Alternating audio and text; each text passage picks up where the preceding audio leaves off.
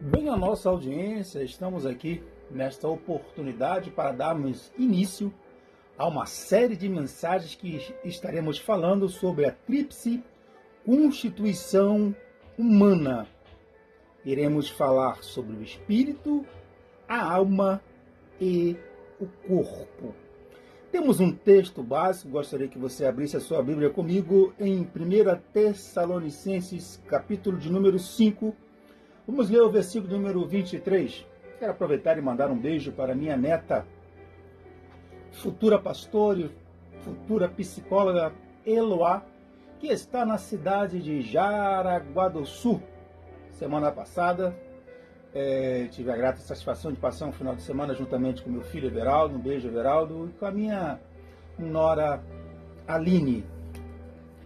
1 Tessalonicenses capítulo 5, versículo 23, nos diz assim: que, isso Paulo falando ao povo de Tessalônica, que o próprio Deus da paz os santifique inteiramente, que todo o espírito, a alma e o corpo de vocês sejam preservados irrepreensíveis na vinda do nosso Senhor Jesus Cristo.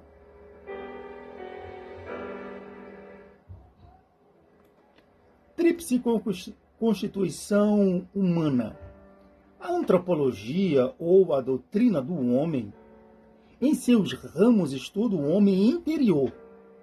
É uma parte muito bonita. A exiguidade do tempo não nos permite discorrermos todos os ramos da antropologia.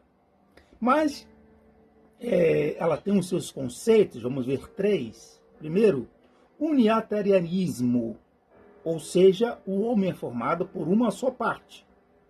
O homem é um todo. Morreu, acabou. Na dicotomia, o homem é formado por duas partes, o corpo e a alma. Essa ideia dualista teve seu princípio com o filósofo Platão. Já na tricotomia, que é o que nós cremos com todo respeito aos outros ramos, o homem é formado por 3 partes, porque nós temos aí respaldo bíblico. Já defendida por Aristóteles. Aristóteles defendia a tricotomia, olha, que ele foi discípulo de Platão. O termo espírito é usado livremente para indicar a parte imaterial do homem. Você não vê o espírito. Você também não vê a alma, mas você vê o corpo. Né? E nós aprendemos isso cedo com a titia Keké, que tudo que tem massa ocupa o lugar no espaço. Paulo disse em 1 Coríntios capítulo 5, versículo de número 3, estou com vocês em espírito. A Bíblia fala da divisão da alma e do espírito, então existe uma diferenciação. Hebreus 4:12, a parte A. Hebreus 4, versículo 12, a parte A. Eu estou repetindo, porque às vezes eu posso estar muito rápido.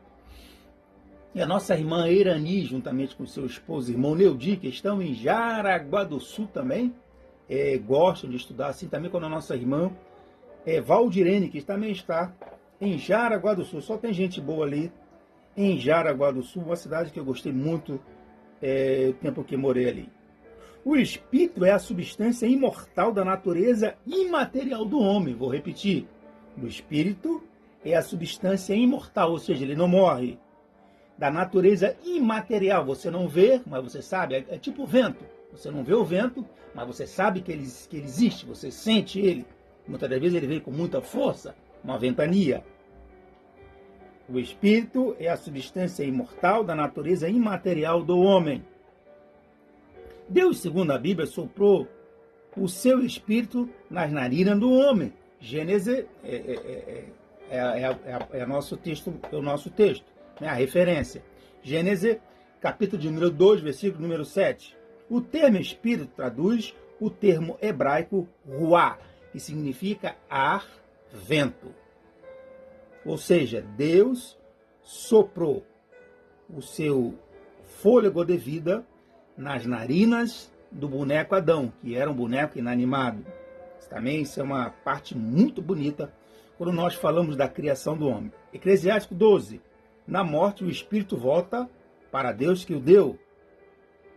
Eclesiástico 12 também essa também é uma parte quando nós falamos do estado intermediário dos mortos. O que acontece com o espírito quando o homem morre? O que acontece com a alma do homem quando ele morre? Eu já falei sobre isso, é algo muito interessante. Mas o que é o espírito? No espiritismo, a vida após a morte é uma passagem para outra jornada que deverá ser concluída pelo mesmo espírito. Já no budismo, eles pensam como a filosofia do espiritismo, com a diferença que você vai reencarnar de forma diferente. Já no catolicismo, ele crê na tricotomia, como nós cremos, sendo que a alma poderá ir para o céu, inferno e purgatório.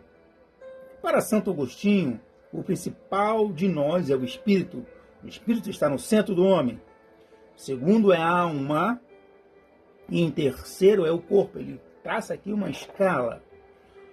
E nós concordamos porque o centro do homem é o espírito. Isso nos liga a Deus, porque nós adoramos a Deus através do espírito. E o espírito é também que nos dá vida. O espírito também influencia a nossa personalidade. A matéria é bem exaustiva.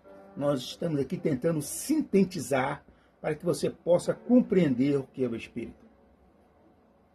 Quando nós nascemos de novo, ou seja, quando nós aceitamos Jesus, temos o nosso espírito controlado agora por Cristo. Você pode ver isso em João capítulo 3, versículo número 13, os nascidos de novo. O temperamento está relacionado com o espírito. 1 Timóteo, capítulo 3, versículo de número 2. E por que ainda não falar ainda dos frutos que são do nosso espírito santificado? Então eu entendo que o homem que não tem a Cristo, ele não tem o seu espírito santificado. Ele não adora a Deus. Porque é impossível alguém adorar a Deus se não for através do Espírito e do Espírito santificado. Porque no Espírito santificado aí está a diferença do ímpio para aquele que é cristão. Por quê? Ele vai dar frutos que são gozo, a paz, a bondade, a fé, a mansidão e etc. Eu sou o presbítero Everaldo Filho e nesse podcast nós falamos sobre a tríplice constituição humana. E se você foi abençoado por esse podcast, compartilhe e nos ajude a evangelizar. Deus te abençoe.